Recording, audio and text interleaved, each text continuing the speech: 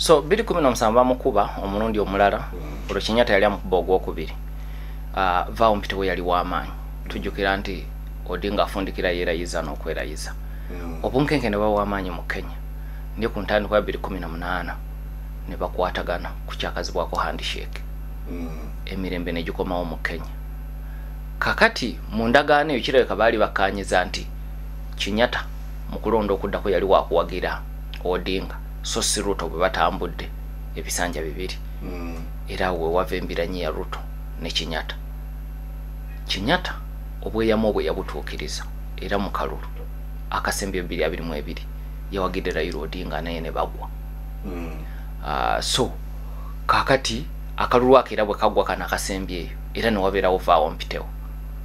Vaawo Mpitewo akendeddemu Ruto ng'atudde ne Raila Amolo Odinga era ne bakkaanya. Era olwaliro mu gavumenti ya William Ruto oyinamu bammemba b'ekibiina kya ODM abawera ate nga balina ministry ez'enkizo. Eyali ssentebe wa ODM John Mbadi ye minisita omuwanika. Minisita ow'obugagga obw'omutaka Hassan Joho gwe twogeddeko omu ku abo baagenza okudda n'omulambo okuva e Buyindi n'abalala. So ebyobufuzi bye omukululo gwe mu bufunze. Nga nzire ku kibuuzo gye watandikidde kyekimufuula owenja ebyo byayiseemu ebituusa abantu ab'enjawulo omuli ne Ruto okumutendereza bwe batyo. Odinga agenda kusinga kujjukirwa atya mu Kenya? Mu kiti ekisooka agenda kujjukirwa nga omulwanirizi wa demokolasiya. Era ebigambo Ruto bye yakozeseza si yasoose okubikozesa. Era emabega eri abamu abadde babikozesa nga beba abatali makambugo ne Ruto nga babikozesa ku Odinga. Ameenunula ga Kenya agaasoka gaali ga 63. Naye okwenunula okwokubiri banna Kenya bakutwala ng'okwo kwa Sabasaba yali ku 1999. Bakuyita kwenunula kwa Kenya okw'omulundi ogwokubiri, second liberation. Kati Odinga yali mutwe mukulu mu meenunula ago era ne byazze ayitamu mu kutakabanira demokrasiya y'eggwanga erya Kenya. So ekimu ku ebyo ebinene ebijja okumujjukirwako kyekyo. Ekirala ekijja okumujjukirwako kwe kuba nti abadde munnabyabufuzi amanyi ekiseera ekyokulwana n'okulafuubana ate n'amanya n'ekiseera nti kino kyakutuula kukaanya ku nsonga nkulu. Kyekyo lwaki olaba nti mbulamu bwe ng'akuze Moi n'okudda waggulu bapulezidenti bonna abo okuva ku Moi okutuuka ku Ruto abalwanyisizaako ate akozeeko nabo. Yatunka ne Moi n'amusiba n'omusiba n'amutulugunya naye gye byaggweera nga bakolaganye ng'afuuse n'aw'amaanyi mu gavumenti eya Moi eyasembayo. N'aleeta Kibaki ne batabuka ate ne bakolera mu gavumenti eyawamu 2008-2013. Natunka ne Uhuru Muigai Kenyatta ne kusaawa envanyuma ne bakwatagana n'atuuka n'okumuwagira ku bwa pulezidenti.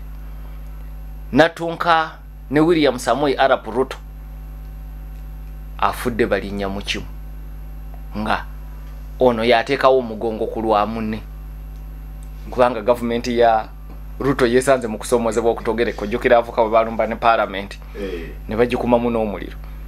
Ne ono y'omu ku abo bamuteerawo omugongo nga n'abalala bamuvuddemu ababadde banywanyi be nga Rigathi Gachagua. Ojjukira embeera eyo bwe yaliwo omwaka oguwedde avuka balumbye parliament. Gachagua nga awanda muliro naye nga Odinga omulaba atambulira wakati awo tayagala bavubuka kulowooza nti yabalyamu olukwe naye tayagala kuyiwayo munywanyi we omupya. So ajja kujjukirwa nnyo nga munnabyabufuzi amanyi ddi lw'okola ebyobufuzi ebya activism na ddi lw'okola ebyobufuzi eby'ekisajja kikulu kubanga byombi birina kutambulira wamu. Mukulembeze tabanga activist. Naye ekirala era agenda kujjukirwa nga munnabyabufuzi abadde tafiira ku bbala limu. Ate ekyo si kikye yokka, buli munnabyabufuzi mu Kenya alimu enkola eyo oba oyogera ku Uhuru Kenyatta oba oyogera ku Ruto oba oyogera ku Kalonzo Musyoka oba oyogera ku Mudavadi kakati naye ate ye ekyo yakitwala ku ddaala eddala ekyokuba nti wobadde omulowooleza leero mu dakiika 2 asobola okuba nga avuddewo ng'alinga atabangawo si kuvaawo buvi naye ng'alinga atabanga nawo era munnabyabufuzi mu Kenya omu ku baali baasoma ennyo Raila Odinga ate nga batunka nnyo mu byobufuzi bya Ford naddala nga Jaramogi amaze okufa bamuyitanga Michael Kijana Wamalwa ye vice president wa Kibaki yasooka yafa nga bakatwala obuyinza. Michael Kijana Wamalwa lumbo yali ayogera ku Odinga yagamba Raila Odinga alimu abantu basatu alimu Raila alimu Amolo alimu Odinga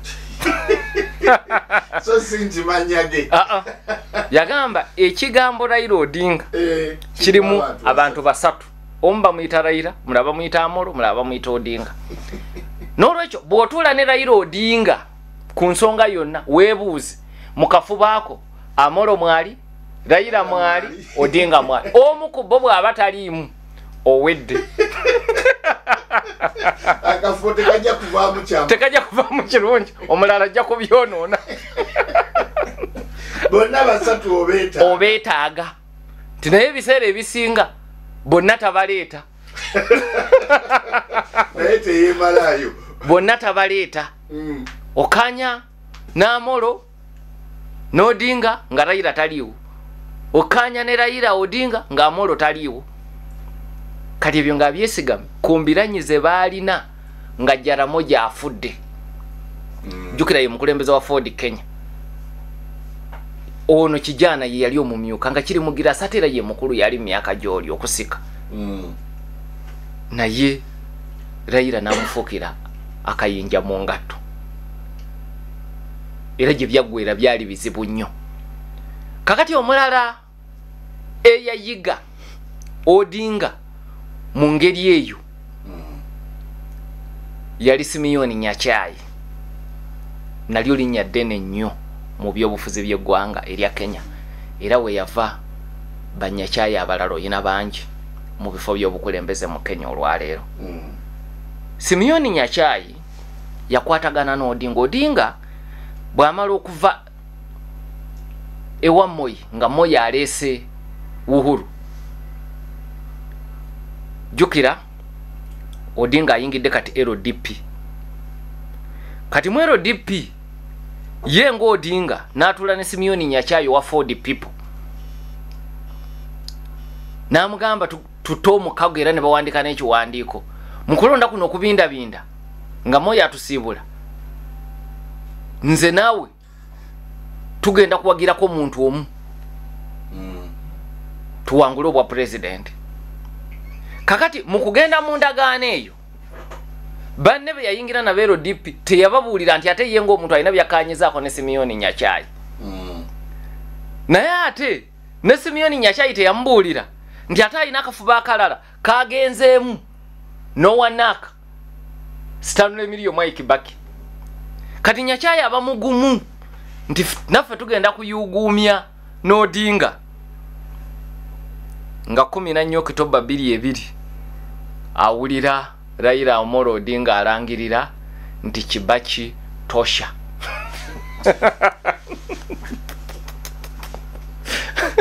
kakati tosha kati oyo naye yamuyiga bulungi yamusoma bweso tebamumunyumiza bunyumiza jukira Kijana Wamalwa yagamba Raila Odinga alimu abantu basatu bwe muba mu kafubo nga Amolo Raila Odinga bonna tebaliiwo bw'akugamba nti ngenda Masaka muteegere Mityana ye yali omugenzi Michael Kijana Wamalwa kakati byayogera nabo oluvannyuma Simeon Nyachayi abigwako naye olw'embeera y'ebyobufuzi si kyangu kuyiga kubanga bannabyobufuzi abasinga batyo bafaanana bw'ona oyagala abatuukirivu ennyo oyinza okubulwa b'okolagana nabo mu byobufuzi nkulaze ebyobufuzi b'e Kenya nti bw'oyagala abatuukirivu ennyo oyinza okubulwa b'otambula nabo kati bo bannabyobufuzi ba Kenya kye baayiga kiki kye neetaaga ku mpinga mu sizoni eno nti kino interest zaffe wano zikwatagana nti ye oba nedda oba eri ku kyalo gye tusibuka tetukolagana ebyo birala kati bannabefuzi ba Kenya kye bayiga kyekyo tebalina busungu bwa lugenderezo bwe batambula kati nkuwa ekyokulabirako ekirala eyayiga Odinga bw'atyo Wycliffe Musalia Mudavadi jukira kalulu ka 2017 kawedde Mudavadi ali wamu n'Odinga kooti esazizaamu okulonda baganya okudde mu kulonda okwenvunula bibya bateekateeka kwerayiza gavumenti ebalabudde jabbavunaana gyakulya mu nsi yaabwe lukwe Odinga agumya banne tugenda kwerayiza mu buli mbeera kati baawukana naye nga baawukana Mudavadi amubuuza owaayi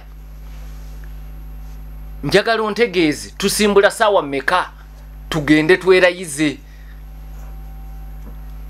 Odinga nti engeri essimu za wano kati gye zikyankalanyizibwa gwe bw'onoolaba essimu eya layini ey'e Nigeria yekubira ojja kumanya yenze gikwate nkuwa ebiragiro wa bwe tuyita nawo we tugenda okusisinkana okwerayiza musajja wattu ng'akwata ssimu alinda aba ali mu kulinda nga ku TV ye alengera Raila Odinga Miguna amulayiza kuba president wa Kenya